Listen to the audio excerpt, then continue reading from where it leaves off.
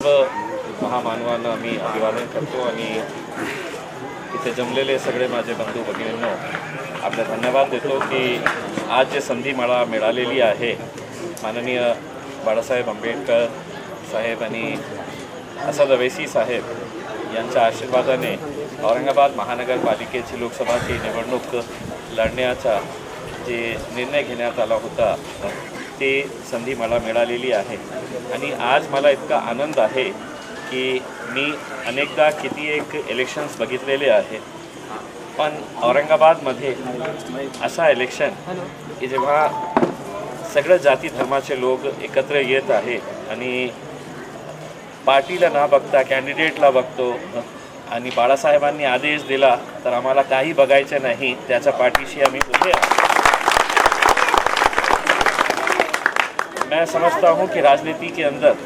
सबसे बड़ा बदलाव अगर कहीं भी आने वाला है और ख़ास तौर से महाराष्ट्र के अंदर आने वाला है तो वो 2019 के अंदर आने वाला है। वो इसलिए आने वाला है कि जिस तरह से अभी भाई ने बताया कि हमारे ऊपर और आपके ऊपर ये आरोप जो लगाया है ये आरोप नहीं है, ये सही बात थी कि हमारा वोट हम बड़ी आसानी के साथ बांट देते थे, हमारा वोट हम बेच देते थे, ये हकीकत है। अगर हम किसी एक को अपना नेता मानते तो आज वो नेता किस जगह के ऊपर पहुंचता आप इसका अंदाज़ा नहीं लगा सकते थे। लेकिन हुआ ये कि जैसा ही हमारे बीच में का एक नेता तैयार हुआ तो चार नेता उसे खींचने के लिए पीछे तैयार हो गए और यही हालत की वजह से आज हमारा नेतृत्व ही तैयार नहीं हुआ, कोई किसी को मानने के लिए तैयार नहीं। तब जाकर हमने ये कहा कि इस महाराष्ट्र राज्य के अंदर अगर बहुजन समाज और अल्पसंख्यक समाज अगर एक साथ मिलकर एक ताकत बनकर खड़े रहता है तो कैसा बदलाव आ सकता है। जब हमने शुरुआत में इसके बारे में चर्चा की, मैं खुद बाड़ा साहब के घर के ऊपर 2 मरतबा गया, कई घंटे तक हम लोग बैठे इसके ऊपर चर्चा किए। जब जबिंदा के ऊपर सभा होने वाली थी उस सभा से एक रात पहले बाड़ा साहब को मैंने कहा था कि मेरे घर पे आप खाना खाएंगे, अवैसी साहब भी मेरे घर पे रहेंगे, तो दोनों साथ में खाना खाया। और मैंने उनसे ये कहा था कि आप खाना खाने के बाद आप दोनों बैठिए 1 घंटा 2 घंटे 4 घंटे, क्योंकि कल जो जबिंदा की सभा होने वाली है ये महाराष्ट्र के अंदर की सबसे बड़ी सभा रहेगी और उस वक्त पूरा देश देखेगा कि कहीं ऐसा ना हो जाए कि आपके मुंह से कोई ऐसा शब्द निकल जाए कि बाड़ा साहब उत्तर की तरफ देख रहे हैं और असद साहब पश्चिम की तरफ देख रहे हैं। उस दिन अगर एक सुर के अंदर आप दोनों ने अगर आवाज़ लगाए तो पूरे महाराष्ट्र की राजनीति हिल जाएगी और वैसा ही हुआ। जैसे ही जबिंदा लॉन्स की सभा कामयाब हो गई, कांग्रेस के बड़े बड़े नेता इतना बड़ा फूल का गुच्छा लेके बाड़ा साहब के घर के ऊपर पहुंच गए। वो बाड़ा साहब जिनके लिए कांग्रेस ने कैसे कैसे हथकंडे अपनाए थे कि बाड़ा साहब ने अकोला से जीतना नहीं चाहिए। मैंने अपने भाषणों में ये कहा था कि अगर आप पतंगराव कदम के बेटे को विधानसभा के अंदर लाना होता है तो हर एक राजनीतिक पार्टी को ये कहा जाता है कि इसके खिलाफ कोई भी कैंडिडेट मत उतारो, बिन विरोध हमको इसे लाना है। उसी तरह बहुत सारे ऐसे पॉलिटिकल लीडर्स हैं। आर पाटिल साहब का जब देहांत हुआ तो उनकी पत्नी के खिलाफ कोई भी इलेक्शन नहीं लड़ना, ये सभी राजनीतिक पार्टियों ने तय किया। उसमें कांग्रेस थी, उसमें राष्ट्रवादी थी, उसमें सेना थी, उसमें भाजपा थी, और हुआ क्या, किसी ने नहीं लड़ा तो आर पाटिल की। तो हमने ये कहा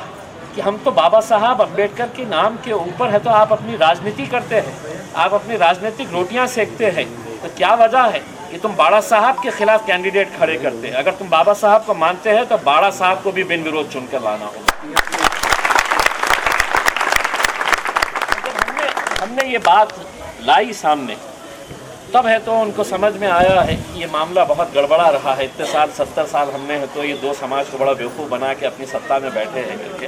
और आज वो वक्त आया है कि हम सबको एक बहुत अच्छे तरीके से, आज भी मुझे मालूम है कि औरंगाबाद शहर के अंदर ऐसी कोशिशें हो रही है कि किसी भी तरह से इम्तियाज़ जलील को हराना मकसद नहीं है, वंचित बहुजन आघाड़ी को यहीं ख़त्म करना ये उनका लक्ष्य है, ताकि वो जानते हैं कि अगर वंचित बहुजन आघाड़ी अगर लोकसभा के अंदर अच्छी कामयाबी हासिल करती है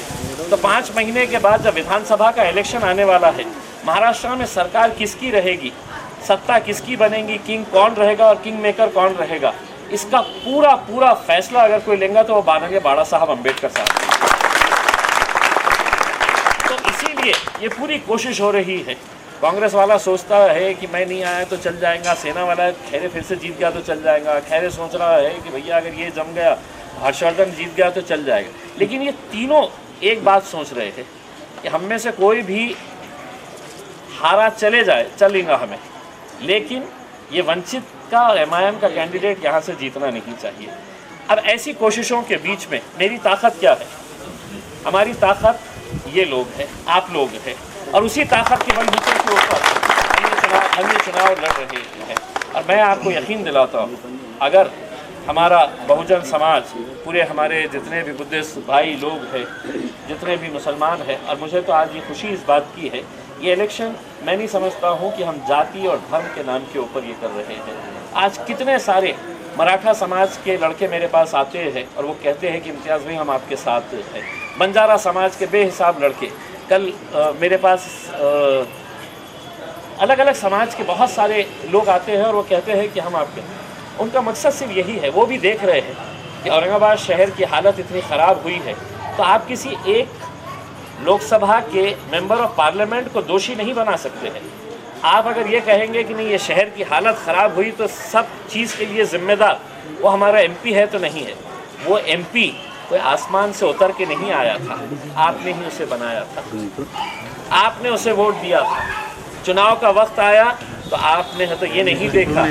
कि कौन सा कैंडिडेट अच्छा है, कौन सा कैंडिडेट पढ़ा लिखा है, कौन सा कैंडिडेट की छवि अच्छी है, किसके ऊपर क्रिमिनल केसेस नहीं है। हमने हमेशा क्या देखा कि माझी जाति चाहेगा शाही आंसू दिया, मेरे धर्म का है क्या, मेरे मज़हब का है क्या, चलिए मेरे मज़हब का है तो चोर है, लुच्चा है, लफंगा है, हमने उसको दिए। नतीजा ये हुआ कि आज ये हमारे ऊपर हुकूमत करने लगे हैं और इतने बड़े हो गए हैं, इतने बड़े हो गए हैं कि आप में और उनमें, हम में और उनमें बहुत अंतर हो गया है, बहुत फासला हो गया है। अब आपको जो चुनना है, एक ऐसे आदमी को चुनना है जो आपके अपने बीच का है, जो आपके अपने साथ रहने वाला है। आज ये वक्त आया है, कई सालों के बाद ऐसे वक्त आते हैं, ऐसे मौके आते हैं। अगर ये मौका आपने गंवा दिए तो आप ये समझ लीजिएगा कि जिस कोशिश को हमने औरंगाबाद से शुरुआत की थी, जबिंदा लॉन्च से जहाँ से शुरुआत हुई थी, जहाँ से पूरी राजनीति बदली है, आज मीडिया जिस तरह से इस इलेक्शन के ऊपर नज़र गड़ाया हुआ है, वो भी देखना चाहता है कि क्या वंचित के नाम के ऊपर, बाड़ा साहब के नाम के ऊपर इस राज्य का पूरा मुसलमान, पूरा बहुजन समाज, दलित भाई, बुद्धिस्ट भाई, हमारे जितने भी है, धनगर समाज के, कूली माली जितने समाज के लोग हैं, क्या ये सब एक साथ एक आवाज़ के ऊपर आएंगे क्या? ये हमें भी देखना है। और आज तक जिस तरह की हम मेहनत कर रहे हैं, जिस तरह हम लोगों के बीच में जा रहे हैं, हमें इतना पुख्ता यकीन हो गया है। मुझे पर्सनली बड़ी खुशी होती है कि जब मैं छोटे छोटे गाँव जा रहा हूँ और वहाँ पर देख रहा हूँ कि हमारे वंचित के नाम के ऊपर गांव के अंदर जो आपके समाज है, बुद्धिस्ट समाज हो, दलित समाज हो, एक ताकत के साथ खड़ा हुआ है। उन्होंने कहा है कि हमको नहीं मालूम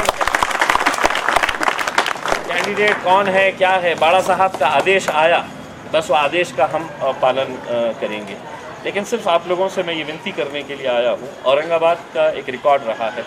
हम जब चुनाव आता है तो हमारा वोटिंग परसेंटेज पिछले कई सालों तक आप देखिएगा कितना होता है, महज 50% होता है, 52% होता है, या ज़्यादा से ज़्यादा हुआ तो 55% होता है। अब ये बाकी के 50% कहाँ जाते हैं? बाकी के 50% वोट देने क्यों नहीं आते हैं? ये वो लोग हैं जो ये समझेंगे कि नहीं तो उनका तो बहुत अच्छा चल रहा है, वो तो आराम से निकल जाता है, मगर मैं नहीं गया तो क्या होगा, मैंने अपना वोट नहीं दिया तो क्या होगा। आपको अगर ये सीट जिताना है तो आपको एक एक वोट की कीमत का अंदाज़ा लगाना पड़ेगा। आपको ये समझना पड़ेगा कि एक एक वोट कितना मायने रखता है।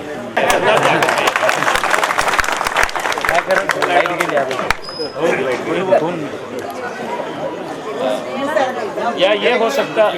सकता है कि इस इलाके के अंदर मैं मेरे विरोधी पक्ष का आदमी होगा जिसने वाया दिखने मत दो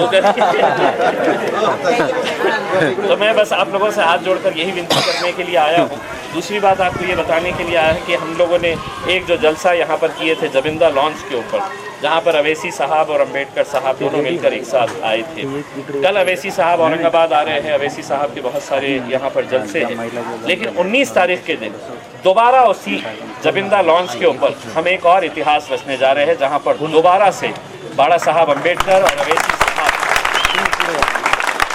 जबिंदा लॉन्च के ऊपर आप लोगों को संबोधित करेंगे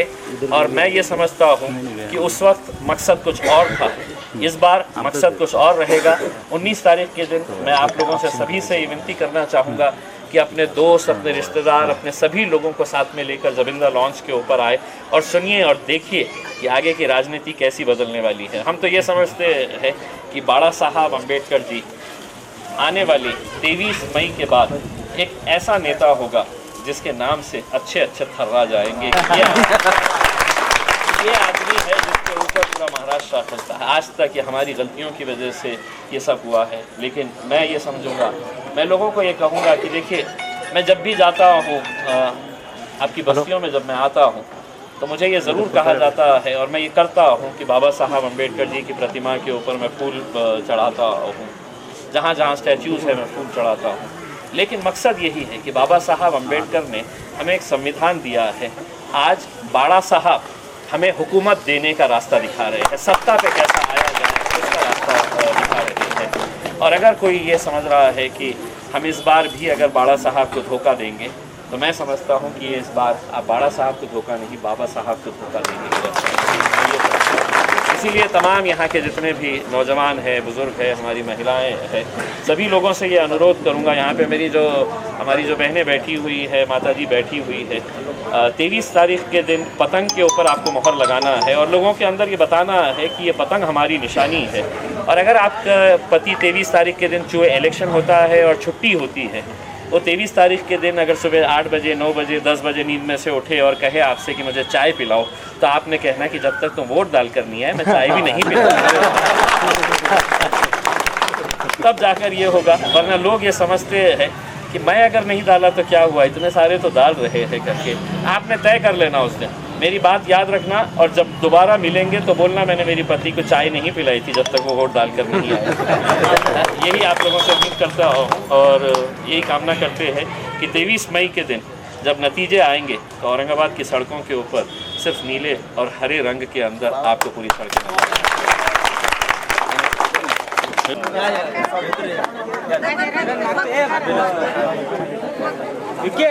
फ्लॅश